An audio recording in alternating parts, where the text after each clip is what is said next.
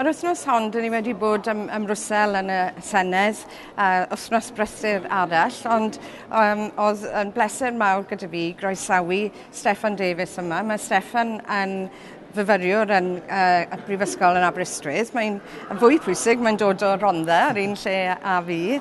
Ac mae Steffan wedi bod yma trwy'r wythnos i gael blas ar fywyd yn Senedd Ewrop. Wyt ti wedi mwynhau? O, ydw yn mas draw. Wedi bod yn profiad ffantastig, really, i weld Ewrop ar gwaith ac wedi bod yn profiad bythgofiadau, really. O, da iawn. Mae pob math o bethau yn digwydd yn y Senedd. Ys gwrs, pa fath o bethau ti wedi cael cyfle i wneud? Wel, fi wedi cael amryw bethau i wneud. Wedi cwbl o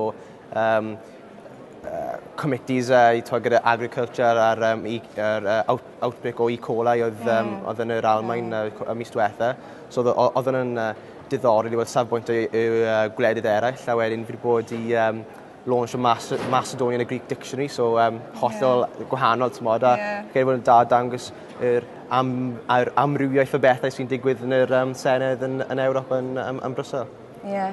A beth am y dyfodol, mae'n dyddiau cynnar eto, ond oes ti falle meddwl am yrfa yn Senedd Ewrop? Wel, falle, pwy o wyr, sa'n gwybod, cawn ni weld e, ond mae'r wythnos yma wedi rili roi mewn welediad i fi os mae bethau yn digwydd fyna a sut mae'r system yn gweithio, os mae wedi bod yn o fydd mawr i fi yn bersonol. So, diolch yn fawr. Diolch am ddod. Mae yn lle cyffroes a mae'n neis i groesawu pobl o Gymru. Diolch yn fawr.